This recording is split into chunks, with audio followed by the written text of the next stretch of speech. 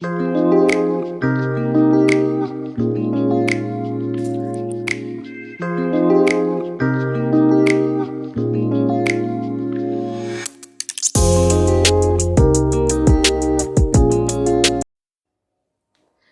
वालेकुम वरहमतुल्लाहि वबरकातुहू। आज हम विरोध के नित नए रूप के बारे में पढ़ेंगे।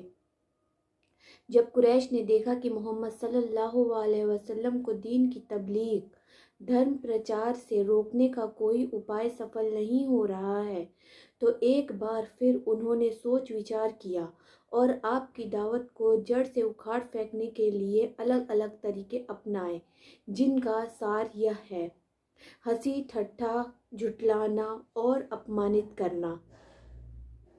इसका उद्देश्य यह था कि मुसलमानों को बददिल करके उन्हें हौसले तोड़ दिए जाएं। इसके लिए मुशरिकों ने नबी सल्लल्लाहु अलैहि वसल्लम पर निराधार आरोप लगाए और बेहुदा गालियां भी दी। चुनांचे वे कभी आपको पागल कहते, जैसा कि इरशाद है। इन दुश्मनों ने कहा कि ए वह व्यक्ति जिस पर कुरान उतरा, तू यकीन तौर पर पागल है। और कभी आप पर जादूगर और झूठे होने का आरोप लगाते। चुनांचे इरशाद है, उन्हें हैरत है कि खुद उन्हीं में से एक डराने वाला आया और दुश्मन कहते हैं कि यह जादूगर है, झूठा है। ये दुश्मन आपके आगे पीछे आक्रोश से भरे हुए बदले की भावना से ओतप्रोत और उत्तेजित होकर चलते थे। कहा गया, और जब दुश्मन इस कुरान को सुनते हैं तो आपको ऐसी निगाहों से देखते हैं मानो आपके कदम उखाड़ देंगे और कहते हैं कि यह निश्चय ही पागल है। और जब आप किसी जगह पधार रहे होते और आपके आसपास कमज़ोर और मजलूम सहाबा कराम रज़ियल्लाहु ताला अन्हुम मौजूद होते, तो उन्हें देखकर ये मुशरिक मजाक उड़ाते हुए कहते, अच्छा यही लोग हैं जिन पर अल्लाह ने हमारे बीच से ऐसा किया एहसान किया है। जवाब में अल्लाह ने फरमाया, क्या अल्लाह शुक्रगुजारों को सबसे ज़्यादा नहीं जानता? आम तौर से मुशरिकों की मनोदशा वही थी जिसका चित्र नीचे लिखी आयतों में खींचा गया है। जो अपराधी थे वे ईमान लाने वालों का उपहास करते थे और जब उनके पास से गुजरते तो आंखें मारते कहते, जब अपने घरों को पलटते थे तो मज़ा लेते हुए पलटते थे, और जब उन्हें देखते तो कहते कि यही गुमराह है, हालांकि वे उन पर निगराह बनाकर नहीं भेजे गए थे। विरोध का दूसरा तरीका: आपकी शिक्षाओं को तोड़ना मरोड़ना, संदेह पैदा करना, झूठा प्रचार करना, शिक्षा से लेकर व्यक्ति तक को निराधार आपत्तियों का निशाना बनाना, और यह सब इतना ज़्यादा करना कि जितना को आपके संदेश पर विचार करने का अवसर ही न मिल सके। चुनांचे ये मुशरिक कुरान के बारे में कहते थे, यह पहलों की कहानियाँ हैं जिन्हें आपने लिखवा लिया है, अब यह आप पर सुबह शाम तिलावत किए जाते हैं। यह सिर्फ झूठ है जिसे इसने गढ़ लिया है और कुछ दूसरे लोगों ने इस पर उसकी मदद की है। मुशरिक यह भी कहते हैं कि यह कुरान तो आपको एक इंसान सिखाता है। अल्लाह के रसूल सल्लल्लाहु अलैहि वसल्लम पर उनकी आपत्ति यह थी, यह कैसा रसूल है कि खाना खाता है और बाज़ारों में चलता फिरता है।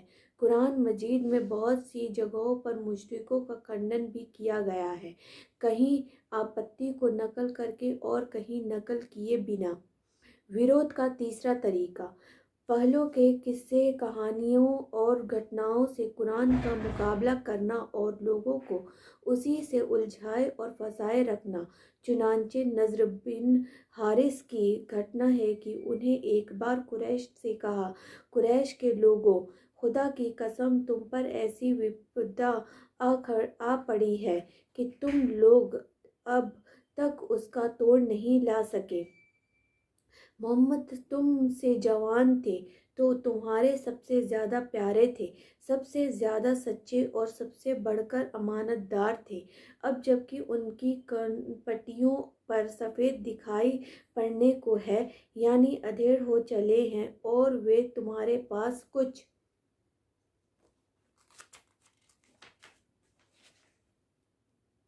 باتیں لے کر آئے ہیں تو تم کہتے ہو کہ وہ جادوگر ہے۔ نہیں، خدا کی قسم وہ جادوگر نہیں ہے۔ ہم نے جادوگر دیکھے ہیں، ان کی جھاڑ پھونک اور گرہ بندی بھی دیکھی ہے، اور تم لوگ کہتے ہو یہ کاہن ہے۔ نہیں، خدا کی قسم وہ کاہن بھی نہیں۔ ہم نے کاہن بھی دیکھے ہیں، ان کی الٹی سیدھی حرکتوں کو بھی دیکھا ہے، اور ان کی تک بندیاں بھی سنی ہیں۔ تم لوگ کہتے ہو وہ کوی ہے۔ نہیں، خدا کی قسم وہ کوی بھی نہیں ہے۔ ہم نے کاویہ بھی دیکھا ہے اور اس کی ساری ودھائیں بھی سنی ہیں۔ تم لوگ کہتے ہو وہ پاگل ہے۔ نہیں، خدا کی قسم وہ پاگل بھی نہیں ہے۔ ہم نے پاگل بھی دیکھے ہیں، وہاں نہ اس طرح کی گھٹن ہے، نہ ویسی بہکی باتیں، اور نہ اس کے جیسی الٹی سیدھی حرکتیں۔ قریش کے لوگوں، سوچو، خدا کی قسم تم پر ساری وپد آ پڑی ہے۔ اس کے بعد نضر بن حارث ہیرا گیا، وہاں بادشاہوں کی کہانیاں اور رستم و سفندیار کے قصے سیکھے۔ پھر واپس آیا تو جب اللہ کے رسول صلی اللہ علیہ وسلم کسی جگہ بیٹھ کر اللہ کی باتیں کرتے اور اس کی پکڑ سے لوگوں کو ڈراتے تو آپ کے بعد یہ آدمی وہاں پہنچ جاتا اور کہتا کہ خدا کی قسم محمد صلی اللہ علیہ وسلم کی باتیں مجھ سے بہتر نہیں۔ اس کے بعد وہ فارس کے بادشاہوں اور رستم و سفندیار کی کہانیاں سناتا۔ پھر کہتا، آخر کس وجہ سے محمد کی ہی بات مجھ سے بہتر ہے؟ ابن عباس کی روایت سے یہ بھی معلوم ہوتا ہے کہ نضر نے کچھ لونڈیاں خرید رکھی تھیں، اور جب وہ کسی آدمی کے بارے میں سنتا کہ وہ نبی صلی اللہ علیہ وسلم اور جھکاؤ رکھتا ہے تو اس پر ایک لونڈی مسلط کر دیتا جو اسے کھلاتی پلاتی اور گانے سناتی یہاں تک کہ اسلام کی اور اس کا جھکاؤ باقی نہ رہ جاتا۔ اسی سلسلے میں خدا کا یہ ارشاد اترا، کچھ لوگ ایسے ہیں جو کھیل کی بات خریدتے ہیں تاکہ اللہ کی راہ سے بھٹکا دے۔ چوتھا، ورود کا چوتھا طریقہ، سودے بازیاں، جن کے ذریعے مشرکوں کی یہ کوشش بھی تھی کہ اسلام اور اگیانتا دونوں بیچ راستے میں ایک دوسرے سے جا ملے، یعنی کچھ لو اور کچھ دو کے نیم پر اپنی کچھ باتیں مشرک چھوڑ دے اور کچھ باتیں نبی صلی اللہ علیہ وسلم چھوڑ دے۔ قرآن میں اسی کے بارے میں کہا گیا ہے، وہ چاہتے ہیں کہ آپ ڈھیلے پڑ جائیں تو وہ بھی ڈھیلے پڑ گئے۔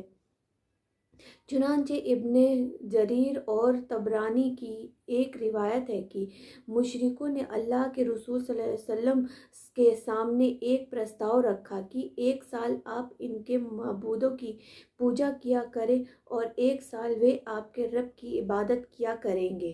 عبد ابن حمید کی ایک روایت اس طرح ہے کہ مشرکوں نے کہا، اگر آپ ہمارے معبودوں کو قبول کر لیں تو ہم بھی آپ کے خدا کی عبادت کریں گے۔ ابن اسحاق کا بیان ہے کہ اللہ کے رسول صلی اللہ علیہ وسلم خانہ کعبہ کا طواف کر رہے تھے کہ اسود بن عبد المطلب بن اسد بن عبد العزیٰ، ولید بن مغیرہ، امیہ بن خلف اور عاص بن وائف سہمی آپ کے سامنے آئے۔ یہ سبھی اپنی قوم کے بڑے لوگ تھے۔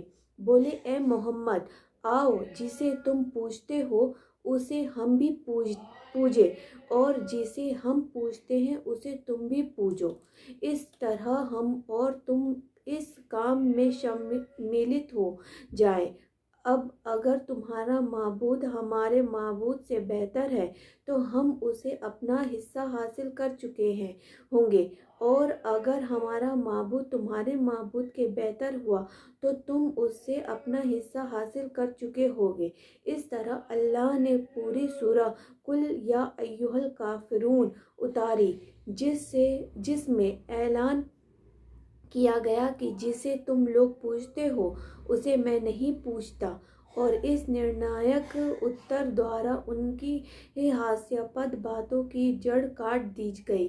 روایتوں میں متبھید شاید اس لیے ہے کہ اس سودے بازی کی کوشش بار بار کی گئی۔ شکریہ۔